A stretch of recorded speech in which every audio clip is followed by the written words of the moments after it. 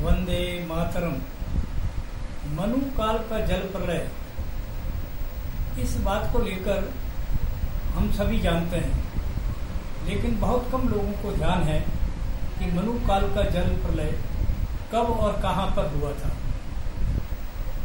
दरअसल मनु काल का जल प्रलय की जो घटना है उसकी भारत में सबसे पहले जो जानकारी हुई थी वो शतपथ ब्राह्मण में इसका उल्लेख आता है। शतपथ ब्राह्मण का उल्लेख में शतपथ ब्राह्मण की जो रचना है वो ईसा से 10 सदी पूर्व यानी 1000 साल पहले हुई थी। उसमें ये बताया गया है कि मनु काल का जल प्रलय ईसा से लगभग 3200 वर्ष पूर्व हुआ था। इस तथ्य की पुष्टि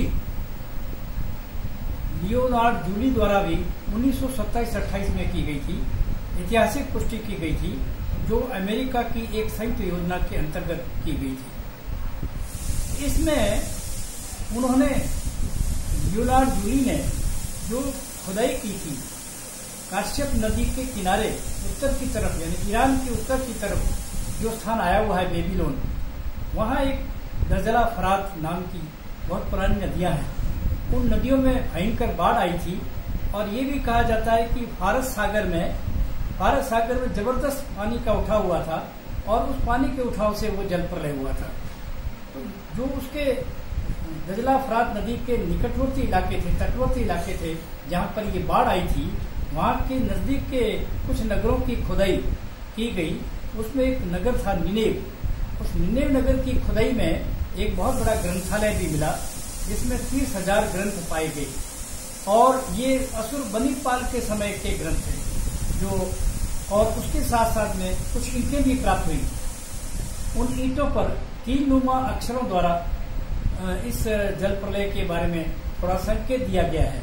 ये ईंटें आज भी लंदन के म्यूजियम हॉल में उपलब्ध है और वहां जमा कर रखी गई है। तो इस तरीके से निनेव के अलावा और जो वहां के नगर थे जिसमें उरु और सूक्ष्म स्थल के भी खुदाई की गई, उन सब स्थानों से पता चला कि वहां पर करीबन 4000 वर्ष ईसा से 4000 वर्ष पूर्व भयंकर जल प्रलय आया था और उसमें मनु महाराज ने अपनी नौका के द्वारा अपने परिवार को लेकर के वो उत्तरी हिमालय की तरफ बढ़े थे और उनकी नौका धीरे धीरे आगे बढ़ते बढ़ते उत्तरी हिमालय के पास में यानी यमोत्री और कैलाश पर्वत के बीच के किसी स्थान पर वो नाव जाकर रुक गई थी और वहां पर मनु महाराज और मनु के जो परिवार के लोग थे उनके साथ में जो साधु संत थे वो उतर करके और वहां पास में ही वृक्ष इत्यादि जो उगे हुए थे वहां तक पहुंचे। वहां पर एक कच्छ नाम का एक औषधि युक्त वृक्ष भी है जो जिसका वर्णन अथर्ववेद में आया और वैदिक काल में इसका वर्णन दिया गया है।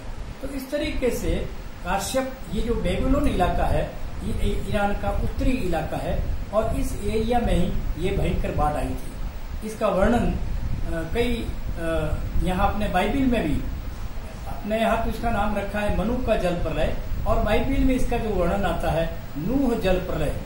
यूनान के ग्रंथों में भी इसका वर्णन आता है। तो कुल मिलाकर ये माना गया है कि ईसा से 3000 से लेकर 4000 पूर्व तक ये बहुत बड़ा तूफान आया होगा और उसमें सारे के सारे नगर डूब गए थे और यहाँ तक कि उसका प्रभाव थोड़ा बहुत सिंधु घाटी की तरफ भी पड़ा था।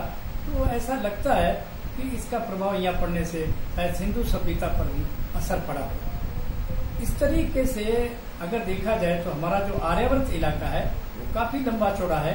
मैं आगे के अंकों में आपको और जानकारी दूंगा। अगले अंक में मैं ये बताऊंगा कि हिरण्यकश्यप कौन था, जो प्रहलाद के पिता थे, वो कहाँ के राजा थे, उन सब के बारे में मैं अगले कड़ी में यानी कल मैं आपको और जानकारी दूंगा। ये मेरी कड़ी में 3-4 कड़ियों में मैं आपको पूरे विश्व इतिहास खास करके एशिया, मध्य एशिया के बारे में अधिक से अधिक जानकारी देने का प्रयत्न करूंगा। वंदे मातरम।